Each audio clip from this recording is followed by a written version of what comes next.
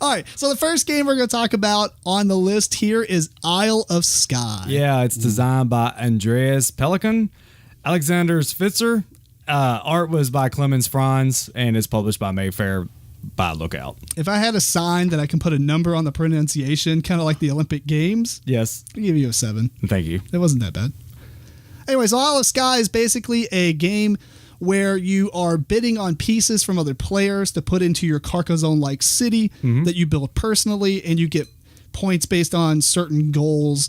There are 16 different goal tiles that you put out, and they're scored 3 times throughout the game, but not always on the same, like in a row. It's like tile A will score, then tile B, and then 2 of them, and then 2 of them, and 3 of them, 3 of them. Was it like each that. one gets 3 times? Each tile of the 4 tiles gets scored 3 times, but ran on different rounds. Right. So, we won't go too much into it other than the bidding thing, which I think is pretty cool.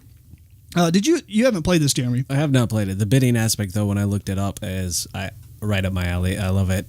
Yeah. We'll get to it, but yes, I love that piece. Yeah, you can explain it if you want. So with the bidding, you pretty much... so when I played Carcassonne, I didn't like the fact that just one tile...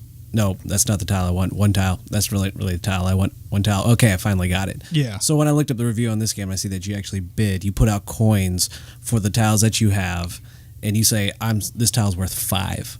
So if someone wants to buy it, they give you 5, and they bought that tile from you. However, if nobody takes it, then you lose the 5. So do I want a chance losing 5 gold, 10 gold, because I know that Matt really wants this tile?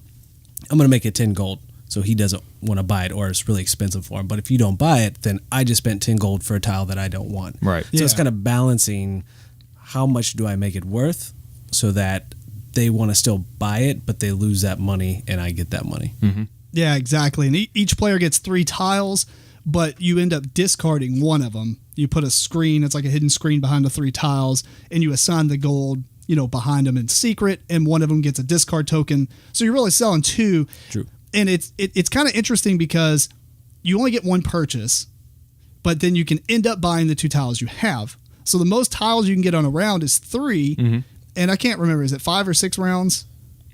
I think it's 5 maybe. 5 sounds right. Something like that. Anyway, Matt, what did you think about this? I liked it. I enjoy Carcassonne. It is I guess you can call it like a heavier version of Carcassonne. The bidding aspect is cool. The only problem, and it's just me personally, I tend to, anything with bidding, I have a hard time distinguishing the value of a piece, or just gauging what someone might or might not pay. Me and Eric tied on that, and I think if I would have just calculated a little bit better, because the tiebreaker was money left over. I think he had 2 things left over, so it ended up giving Eric the win. So, I mean, just a few little calculation differences. And there at the end, I was trying to hoard pieces just so I could score more points for myself. And the enclosing and all that stuff, I mean, it's got a little bit more going on than that. Your own board can have its own scoring system going on.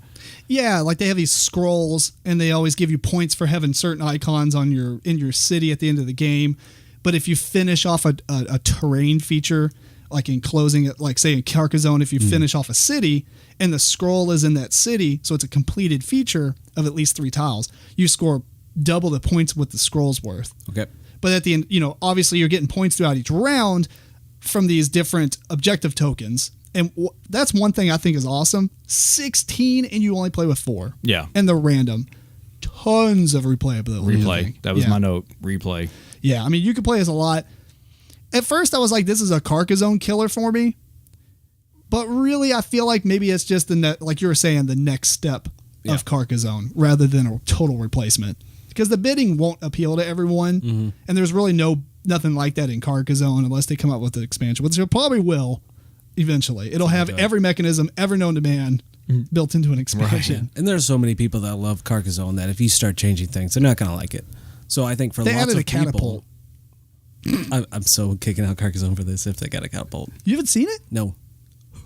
The Carcassonne catapult is something happens, you land on a tile or whatever, and you got this catapult that you actually put your meeple on, you pull it down, it fires it up in the air and lands on the board, and wherever he lands, that's where he stays. This is a thing. Can we play this during the podcast?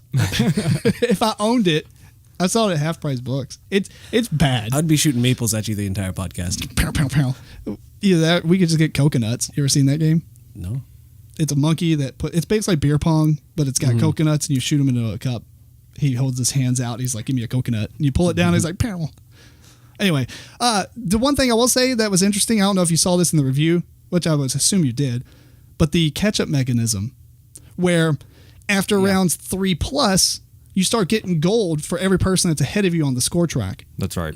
First, at round 3, you end up getting 1, and then in 2, and then 3, and then 4. So I think it is 6 rounds, actually, total. But only the last 4, you're getting catch-up. So in the last one, if you're in last place, and there's 3 people above you, because it's a 4-player game, I think. Or no, it's 5 players. Let's just say there's 5 players. I mean, you end up getting 20 gold that way. That's crazy. Yeah. I feel like it worked to a degree, but I almost feel like maybe it's a little too helpful. What do you think? I think I stayed in the back most of the time, and then I ended up tying for first. So maybe. And I was in front, like, I think almost the whole game. Yeah. Except for that last round. Yeah, because if I can remember correctly, I'm pretty sure I was in last. Maybe not the next to last round, but pretty much, I guess. So I got about 3 rounds of bonus from it, possibly. And you get that bonus even if you're 1 point behind somebody. Yeah. So is every coin at the end worth a point? That's tiebreaker, you said. I think it was like every 5 coins is a... Yeah, I don't think it was 1 for 1, but... But what it does is it gives you tons of buy power. Yeah.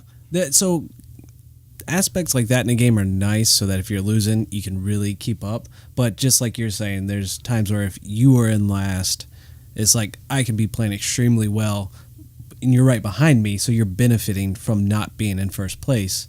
And so even though I played better than you the entire game, you make a play for the end and win just because you happen to be 2 points behind me the entire game. And we'd have to play it more. It might even be a strategy. You never know. Well, I feel like it's one of those things where if you're being competitive about it and both players are really equally skilled, you've played it a lot, it might end up being kind of annoying to me because it's not about being in the lead. It's about being not in the lead. Right. But right behind them. Mm-hmm.